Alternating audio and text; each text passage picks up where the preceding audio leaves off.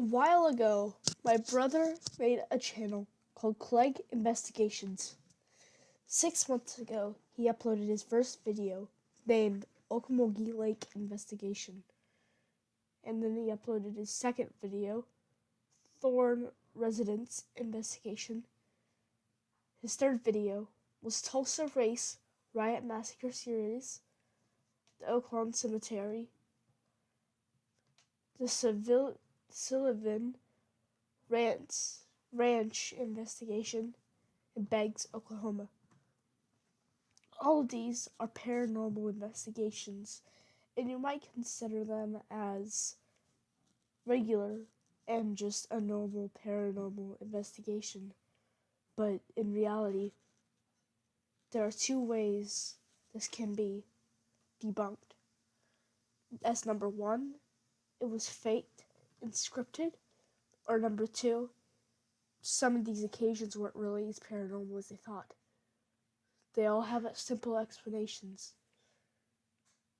This is debunking some videos of the Clegg Investigations Thorn Investigation. So today we're on our way to Henrietta, Oklahoma to meet with a friend named Tara. It sounds like she's been experiencing some demonic activity and she's asked us to come out there to help. Apparently it all started when her brother got a necklace from her satanic friend. We're on our way to interview her now and then begin the investigation and see what we got. What happened before the investigation that made you want us to come out here? There was a lot of actually. Mainly the cabinets would open and close by themselves, and then my TV would randomly, well, not even my TV, my Xbox would come unplugged by itself. So then it's hard to unplug it, so. And you mentioned this started when your brother came home with something? Or was gifted something? It was a necklace, I think it was. Right. I forget. We got rid of it. What was significance about the necklace again?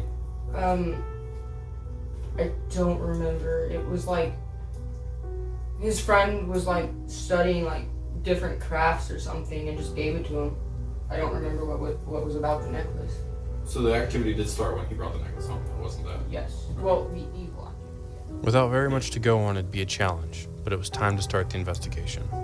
Before we can even get the cameras up and recording, we saw in Tara's room her TV begin to malfunction. It began turning on and off rapidly, with no explanation. We sent First, I want to bring however, up we could that not. The name Tara might actually, you be thinking it's just another word for terror, but no, the person who made this channel is my brother, and I have met Tara, so it has nothing to do with that. Find a reason to why the TV was turning on and off. According to Tara, it's never done that before. We went to unplug the TV to see if it would continue happening. The TV stayed off. However, the LEDs around her TV screen did not turn off, which they should have, and eventually they did. We began to do an EVP session.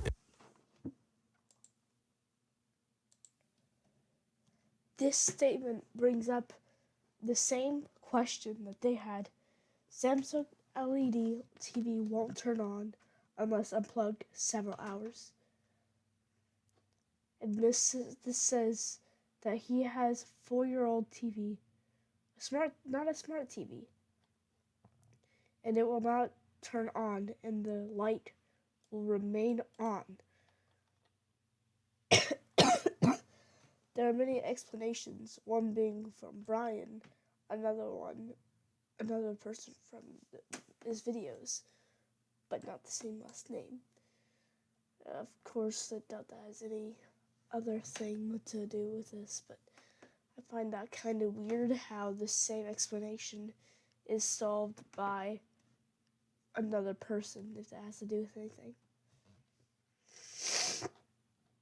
Kind of similar to what happened here, which I actually completely skipped this, so go back. Our TV began to malfunction. Situation. However, we could not find a reason to why the TV was turning on and off. According to Tara, it's never done that before. We went to unplug the TV to see if it would continue happening. The TV stayed off. However, the LEDs around her TV screen did not turn off, which they should have, and eventually they did.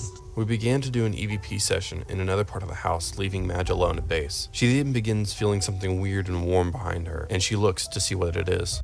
The warmth can simply be explained by anxiety. Even if it was scripted, you could still have anxiety from the scripting. It depends on how nervous you are for it. If it wasn't scripted, it could have been due to the other paranormal activity that was happening in the moment. And then comes Get Us. This is how she described the situation. It got really, really, really hot, and it felt like this. Okay, so watch out. It felt like this. Like Something. Well, but I feel like that was around the time when we were pressure. filming.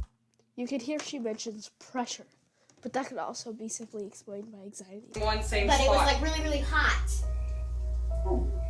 Ooh. And like I turn and I like start looking over here and I start hearing stuff. Hearing things can simply be caused by an audio illusion. It didn't really happen in the audio, so she only says hearing stuff. We can only assume that it could have been an illusion, like voices. In reality, it could have been just traffic outside. And it freaked me out and I started psyching myself out and I was like, no, I can't be in here alone. Like I said, that causes a lot of anxiety. Tara then decided to sit alone in her room to see if she would be affected at all. For some reason, our camera in that room began lagging behind. Not long after, this happens. Watch the camera. It feels weird that the camera would lag behind so much when she got scratched. A demon or ghost wouldn't do that normally. It has the power to just do it, but I understand how it could just scratch Tara, Tara's sister. I forgot her name. While it stopped, so no one else would know. We then pull Tara back to base and begin examining her back for scratch marks, which eventually we find. Unfortunately, our idiot selves didn't take a picture in the moment, and you can't That seems kind of suspicious. Like she didn't really get scratched. see it on camera. Jack is freezing. Like physically? Like he is cold and it's not cold in there. That could also be due to some paranormal activity. Keep in mind that it is midsummertime. Also, something that I didn't point out if we go Cold back. and it's not cold in You there. can see a hand back here. Keep in mind that it is midsummertime. Therefore, there is no reason it should be cold in that room, let alone freezing. Jack has also not left that chair since Tara got scratched. Even when we were all trying to figure out what happened, he was just sitting there. It seems something is beginning to affect him. It could simply be explained by movement outside, like traffic, the same traffic from earlier. And he explained later that he needed to sit in that chair, maybe because of vibrations out there possibly doing it, or because he had so much anxiety that he felt like he had to sit down. Madge then begins rolling on her digital recorder. Are you touching Jack?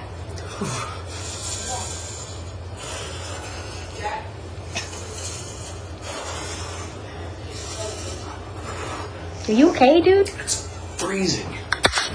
Like I'm actually freezing. Yo, you're cold. According to Jack, it was about this time he loses consciousness, and he doesn't remember anything afterwards. And then it was right about the time that I said I'm freezing. I blacked out. It also seems like we got an EVP from Madge's digital recorder. However, Freezing could be explained by anxiety. since we have no other footage in the room during that time period, we can't prove that it is in fact paranormal. It might just be another sound. But here's the clip. Is someone with us? It almost sounds like the spirit in question, who at this point we believe is a demon, is replying to her question with a raspy "I am." Is someone with us? That sounds kind of suspicious in a way. It sounds too perfect, and it's easy to unravel it whenever you listen to that clip. It would have at least been hard to solve what he was saying, or at least would have been in another language. Also, my brother, when he's using scripts, uses the word or words raspy a lot, so usage of voice or high pitched, but it doesn't use that one near as much as the word raspy. And of course, that was a raspy sound. Is someone with us? Again, since we have no other cameras rolling in that room, we have no idea if this is just background sound or this is in fact an EVP.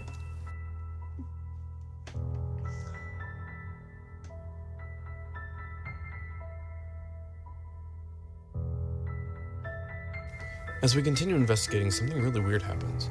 Camera 1 seems to be zoomed in really quickly, which is odd That could be a camera. because no one's touching the camera controls and no one's in the room. We're all accounted for. Myself and Erica are back at base. Madge and Jack are in the room with the chair, and Tara's about to walk right past him. And I have So seen none those of us could cameras have done this to before. the camera. That glitch is very As I go common. to see what's wrong, Tara walks in her room, and at first glance it seems like she fixes it. But then, upon closer examination, you see she's actually turning on the light. The camera fixes itself. This is unexplained, and we're not sure what happened. While we all try to figure out our next move, Jack takes the millimeter and begins sweeping throughout the house. Now, like I said, it could be While a we all glitch, try to figure out our next move, Jack... This is unexplained, but in the area where it zoomed in, right here, there was a box. and we're not sure what happened. While we all try to figure out our next move, Jack takes the millimeter and begins sweeping throughout the house. We can tell he's not himself. He seems distant and he's quieter than usual. Unfortunately, around this time, our camera back in base stops working. Unfortunately, this is nothing supernatural. I just forgot to charge that camera. It died. The camera that has now replaced that square is our stationary SLS camera, and unfortunately, we got nothing on it. Tara then goes back into her room to see if she can capture any more evidence. Where is our stationary SLS camera, and unfortunately, we got nothing on it. Tara then goes back into her room to see if she can capture any more evidence. She takes a millimeter and starts rolling on her camera. This is what she got. As Tara's recording, she asks the spirit to come sit on the bed with her. For almost the entire video, the temperature stays at 78.4, but for some reason at the end, it shifts from 78.4 to 78.6, and it bounces back and forth. Even though it's not a big difference, Tara reveals something else that proves this might just be paranormal. Oh, no! So I just kind of do that back and forth? I got that over. Come here. Come here. You'll record that. I was talking, right? I said, sit right here. Temperature went. Because how do you check these pictures? All I know is, like, as soon as I asked I'm something about to to do sit strobe. down, The recording. I said, sit right here. Temperature went. Right? Reveals something else that proves this might just be paranormal. She started to shake it at that time a lot. So I just kind of do that back and forth? And it caused it. I got that over. Come here. Come here. You'll record that. I was talking, right? I said, sit right here. Temperature went. Because how do you check these pictures? All I know is, like, as soon as I asked something I'm to about to do sit strobe. down, I felt something touch me like this. As Jack leaves base, he stops in the kitchen and looks at his hands, examining them for no reason. Though this usually doesn't concern me, this is odd behavior, especially knowing he is being affected by something. We send Erica out to do strobe, but she's immediately rushed back when we discover scratches on Jack's arm. That's scratches. He's not scratch. I didn't even feel it. Now, you could see earlier, he ended up getting scratched. That's scratches. He's not scratch. I didn't even feel it. Oh my god. Okay. Right there. You can faintly see 3 red claw marks running down his arm. Jack is now the 3rd person out of all 5 of us to be affected. You could see earlier that he ended up scratching his hand among the table while he was starting to fall and not acting like himself. That's simply due to some anxiety, and he looked down at his hands since he realized that. According to Erica, another reason she rushed back was she saw a shadow dart from Tara's room into the living room. Oh! I didn't even feel it. You saw something? What did you see? That's fresh, dude. I see 2. There. Over. Right there. Yeah, there's one here. Okay, so I'll get a picture of that so we can document it. I then review some of the full spectrum pictures Jack got, but I don't see anything. I then take Erica's place doing strobe, but He also could have saw something due to, again, anxiety. Since normally during investigations, you're kind of anxious. Again, capture nothing. As Jack and Tara make their way back to her room, Madge freaks out as she sees the motion capture green box detect something in the chair. That could have also been due to some vibrations or the same traffic that was outside as earlier. As you can see in the thumbnail, it's the exact same. It's right outside the road, right by a place where it's the intersection. So of course there might be a few honks or some cars might be being really loud. You know, I was saying that right as a car just made a honking sound outside. So yeah, that's could have been what happened. I feel like if anything's... Oh my god! The fucking chair that I was sitting in just had a freaking green cube. Look, it's focusing on the chair. Usually the green motion cubes aren't the most reliable since they pick up any small movement. However, it is odd that the green motion capture was tracking the chair when that is where Jack lost his consciousness and he was freezing. A lot of the activity was around that chair. Jack returns to the chair and sits down with a millimeter hoping to get some readings. Unfortunately, this is when he begins to get majorly affected. He soon gets up and heads back to base. Me and Madge immediately tell something's off. He doesn't look like himself. What? Sat in that chair. Which one? The one that I got all itchy in. The temperature started going insane. The one that he got really, really chilled in. I started passing out. Alright, you need to go outside for a minute. Jack goes over to Tara, leaning on things for support. He tries to walk, but almost falls. That's it, here? Alright. He goes up. Yeah, come on, back. I'm gonna have him sus. As I start getting angry that this thing is targeting one of my best friends, I go to sit down in the chair. However, right before I sit down, the camera freezes for some reason. What are you looking at, Franklin? He was sitting in that chair. The way this is paused is laid out in a creepy way. Because the camera paused, but in a perfect way. Just to give you a creepier or more eerie vibe. It's getting heavy. It's getting heavy. Yeah, because like whenever I sat in it, it made me feel freaking uncomfortable, and then I sat next to him, and he started getting really cold. Shortly after, the camera that was in the room with me loses connection. Again, because of this laid out the way it was, even with this, it still looks very creepy. Especially with it being blurred out. Hey Franklin, the camera's messed up in there. It's probably using the battery pack energy. I'm gonna go check on it. The camera went out. After you started staring towards her room, it went out. Huh. I think he needs water. Do you want me to go get a bottle of water? He said he's not dehydrated. It doesn't matter. He needs water. As Jack's condition begins to worry us, Madge pulls me aside with an idea. Have you tried putting holy water on him? On his I forehead? haven't, but I've considered it. Put it on his forehead. Like, don't tell him that you're gonna do it. No, See that's it. the plan. I can also have him, like, I can take a bar of water, put some salt in it, bless it, and give it to him and see if that... I go into the kitchen to gather what I need for holy water, mix it into his bottle, and then give it to Tara to give to him. Hang on. I'm bringing you a water. As everybody attends to Jack outside in the backyard, I begin analyzing the EVP session I did earlier in the chair. Unfortunately, it sounds like I got nothing. For some reason, this demon likes them a lot more than it likes me.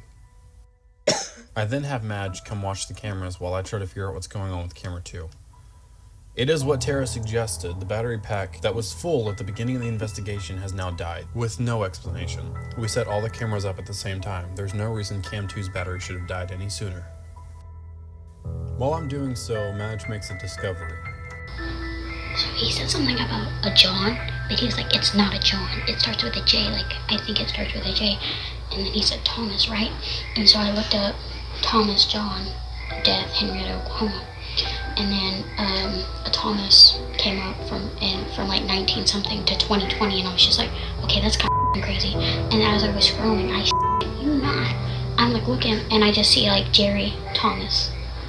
I'm like, he said it was a J name, but it wasn't John. In the interview, Tara did mention there was activity before this demon came around. Could this person be the spirit that was causing that activity prior to this demon infestation? So the activity did start when he brought the necklace home, though, wasn't that? Yes. Well, the evil activity, yes. With Cam 2's battery pack now dead, I decided to plug it directly into an outlet. Tara then comes and informs us of the reaction Jack had when drinking the water, but not without a warning from whatever's attached to Jack. What's a bad idea? This. Alright, just give me a minute. You stay outside, okay? I did get a reaction out of him.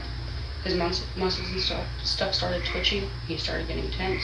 We got the reaction we were expecting. Since it's only a demonic attachment and not a demonic possession, we knew there weren't going to be any massive spazzes or burning sensations. I then grab my digital recorder and millimeter and head to Tara's room to do a quick session, but I'm quickly interrupted.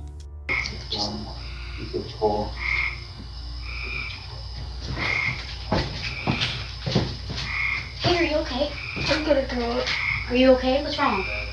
I don't know, I just felt sick. Oh, is that your water? Things quickly go downhill when Erica's nausea becomes being choked by an invisible force. Franklin? Franklin, Stay out here. Stay out here and continue drinking your water. come here. Are you okay? Okay.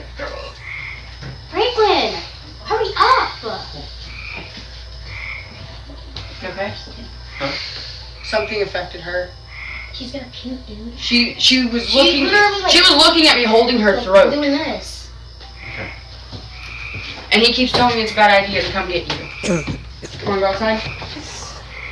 Here, go ahead and go outside. Yeah, go outside, and if you puke. Can I go outside with them? Yes. I'll keep an eye on them. I reviewed the EVP I got while I was sitting on Tara's bed, while Tara attends to everybody outside. However, I got nothing, which makes sense because the demon wouldn't have been in the room with me, it was in the room with Erica and everybody else. At this point, the demon... One thing I forgot to add was the fact that he said about the John Thomas thing. That seems a little too perfect. seems to be winning. Everybody except myself is outside. Luckily, we captured the evidence we needed in order to bring in help. I decided to do a quick millimeter sweep throughout the house and call it quits for the night for everybody's safety. Jack needs to get out of there.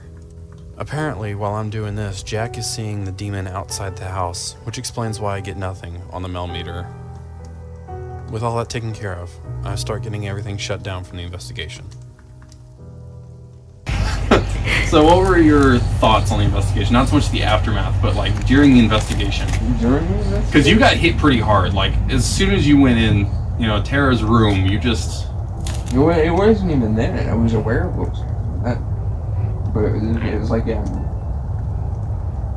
When we first got there, it was like, things were just kind of normal. We walked in, and, there was a big open space, and we were like, hey, this would be good. And we went and set up our stuff, and we just kind of visited for a minute. And then whenever everything died down and the house actually got quiet, we looked around and we figured out a different places that we were going to set up our stuff. And the whole time it's just running through my head. It's like, oh, this is just, because I believe in spirits and I believe in ghosts, but I didn't really believe that anything could happen much upon like anything past like move this around, move that around, and just make weird things happen and make weird noises. Right. Make people with no guts crap their pants. And it was one of those. I was expecting it to be one of those experiences. So during the time that we were there, I was in everything because I wasn't worried about it. I was just this, that. So that's really what happened, and that was just kind of my look on during the investigation, because the aftermath was about the time that everything with me happened. It was a rough investigation for all of us. I think all of us were affected in some way. It was definitely one of our most interesting investigations. Yeah. So, were you prepared at all for what happened in that investigation? No. None of us were. No, absolutely not. The TV thing scared everyone. Yeah. Standing in the middle of all this, and I was just kind of walking around, getting readings and talking, seeing if I could get any response or anything. And it was almost like I was compelled to go sit down in a chair. There was just some feeling came over me. It was like I needed to sit in a chair. It was also real cold in the chair too, right before you sat down. Or was that after you No, sat that down? that was as soon as I sat down. It was like the temperature changed. I started freezing. Because it was only you and Madge, and we couldn't really hear you over the cameras at that point. So Yeah, it was really weird because I asked Tara if she felt anything. She was like, no, I'm fine, just freezing. And then it was right about the time that I said I'm freezing, I just blacked out. I don't remember it. The next thing that I remember was being in the backyard, and a lot happened between then. that was all I remember was my head on a pillow in the backyard. Yeah. So after the investigation, what was that like for you? Because you were hit the most out of all of us. You were. It was rough. I am never doing this ever again. No.